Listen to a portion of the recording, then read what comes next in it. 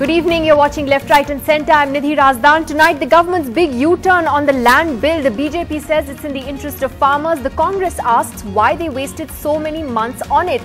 With the Bihar elections coming up, are economic reforms now in cold storage? And will this U-turn actually help the BJP politically in the upcoming election? Also tonight, online petitions are urging the government to reconsider the renaming of Aurangzeb Road in Delhi to APJ Abdul Kalam Road. But should the renaming be welcomed, or are we denying our own history? That's coming up in about 30 minutes from now. But first, the government's controversial land ordinance lapses today, and the centre's U-turn on it ahead of the Bihar polls has become a new political battle. Prime Minister Modi announced the decision in his radio address yesterday, but the Congress has gone on the offensive now, asking why the BJP wasted so much political capital on it while taking credit for forcing the government's hand. The BJP, however, says it acted in the interests of farmers and that the bill was not a prestige issue.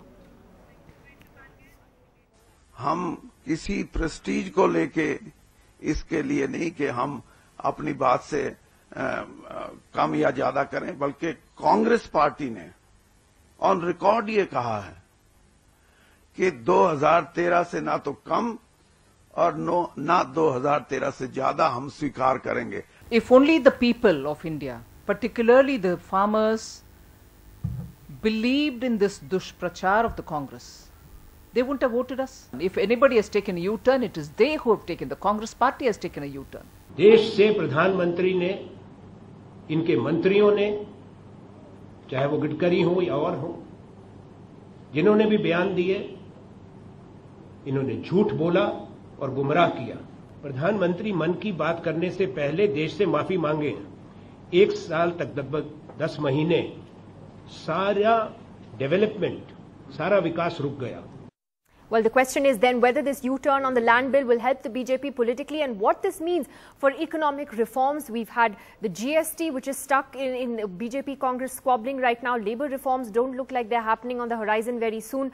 What will the impact of this U-turn be? We've got the BJP Sambit Patra joining us tonight, Dr. Ajay Kumar of the Congress party with us as well. We've got Sumant Sinha joining us this evening from Gurgaon, the chairman and CEO of Renew Wind Power. Also with us here in the studio are two commentators, Mihir Sharma and Ashok Malik. Sambit Patra, let me ask you first, how can the BJP on one hand say that its U-turn is a pro-farmer decision and that the earlier ordinance that it was promulgating again and again was also pro-farmer? It can't be both.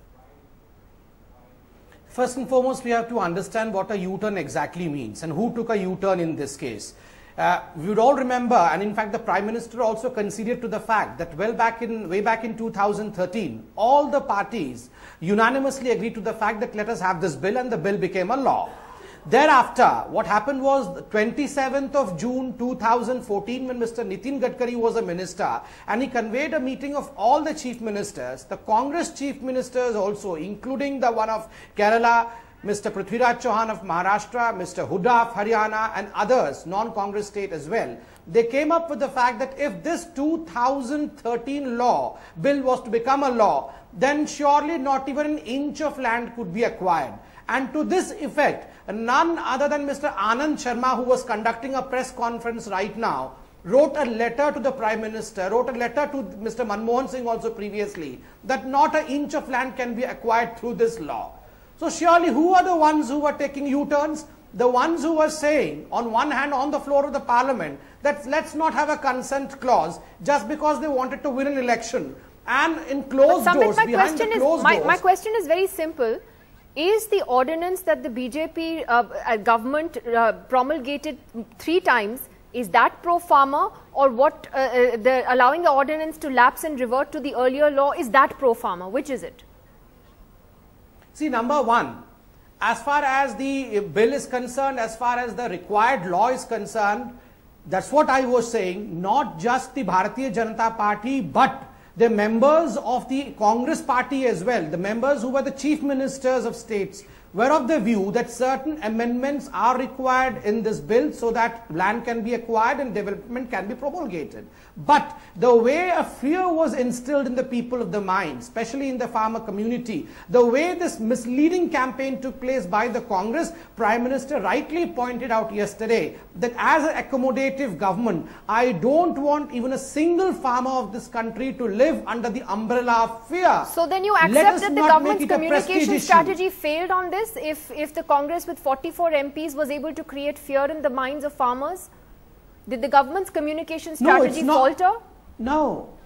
Absolutely no. It's not that the communication strategy of the government failed. It shows, number one, that this is an accommodative government. The government takes everyone onto board and then moves ahead. And secondly, it proves that the Congress is absolutely into disruption. As far as GST is concerned, or tell me, there is no two opinions about GST. Everyone agrees to the fact that if GST is brought in, 1.5 to 2% increment in our GDP will take place. But why the Congress is not allowing even the GST to be Let me take that question to the Congress party. It only shows that the sole aim of Congress is disruption. All right. So, Ajay Kumar, the question then is, the BJP says this shows that they're being accommodative, that they're not being rigid. They said earlier today as well that the land bill wasn't a prestige issue for them. And the Congress today seems to be walking away with a smile on its face, claiming credit for having forced the government's hand. You know, Nidhi, I was hearing some bit, misleading. I wouldn't say it, strong words like lies. But I don't know what to say about the BJP statement. The Prime Minister in March, was he speaking the truth when he said in Man Ki Baat that this is a pro-farmer ordinance, it will help the farmers? Or is the Prime Minister speaking the truth in August? So the question is, it was a black law and the Bharatiya Janata Party wanted to push their crony capitalists through this law. Now they have seen Bihar election. It is not that the Bharatiya Janata Party has seen religion or light or goodness. They only saw Bihar election.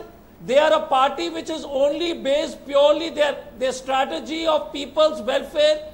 They camouflage their ill intentions by saying that it is for the people. Because all their ministers went across the country tom-toeing about the benefit of this law.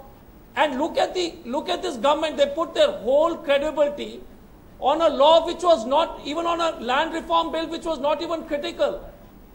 They themselves say that only 6% of the land projects are pending because of land acquisition. And because they wanted to push the industrial corridor between Delhi and Mumbai, acquired land about 15 lakh hectares. And Mr. Patra about GST, because this is again people who blocked the bill for 7 years finding religion about development. So Bharatiya Janata Party, please stop Parvachan. You blocked the development of this country on GST for 7 years and suddenly you start preaching us it's a bit difficult.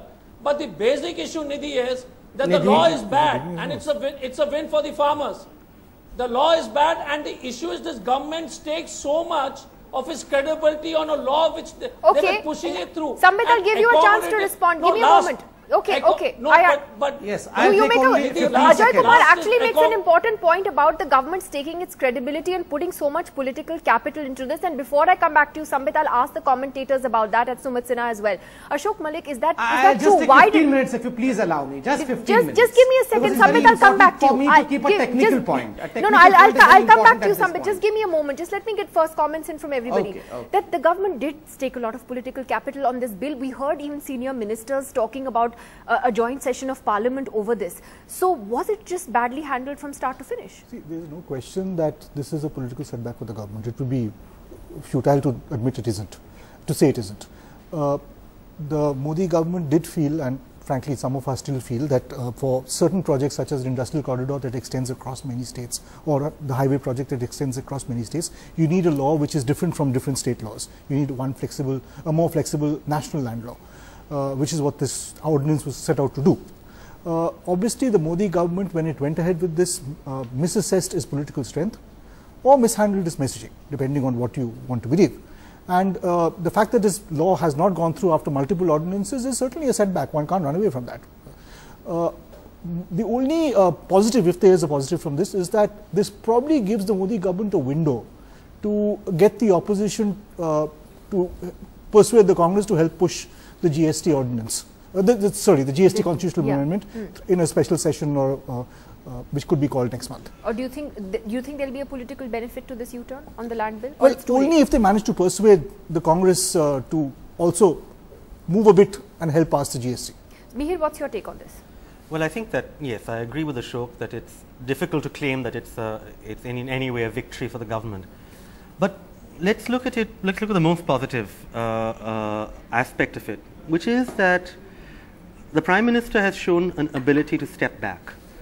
All right, he took a major step forward. He said, I'm going to promulgate this ordinance. He re-promulgated it. He defended this law in speeches and on the radio. And now he said that, look, it's battle not worth fighting. Let me keep my powder dry. Let me fight other battles. That shows a certain degree of political maturity that, for example, has been missing in the Congress over the past 6 months in their maximalist position. Politically rigid. He's shown that he's unwilling to be rigid about certain things, and that, hopefully something will come of that.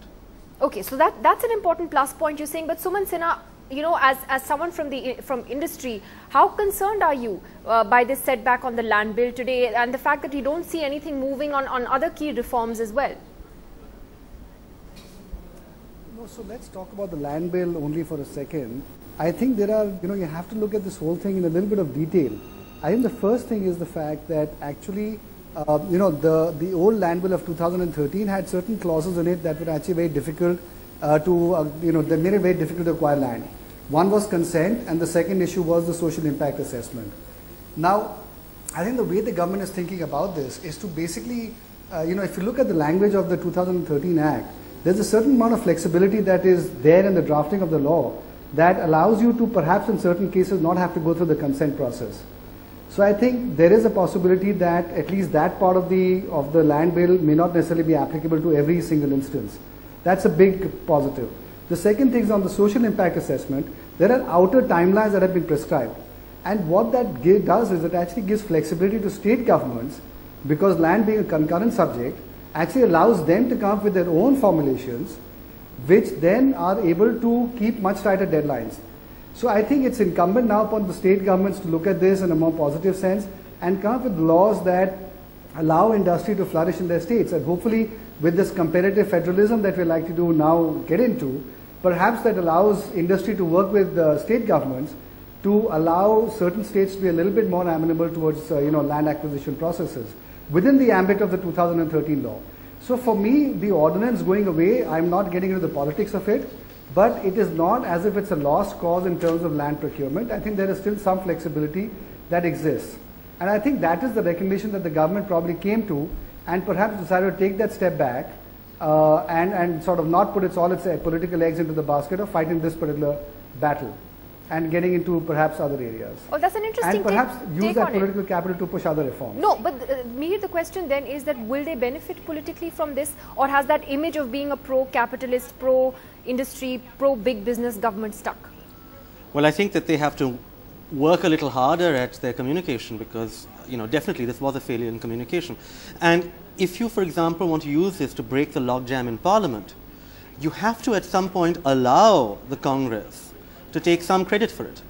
All right, and now the next step for the Prime Minister, after he's shown that he has the ability to step back in this manner, is to say, all right, I will also permit the opposition some political space in which it can stand up and say, yeah, we have won this. Then in return for that, maybe they'll cooperate with us on other things. I mean, that's the give and take of Parliament.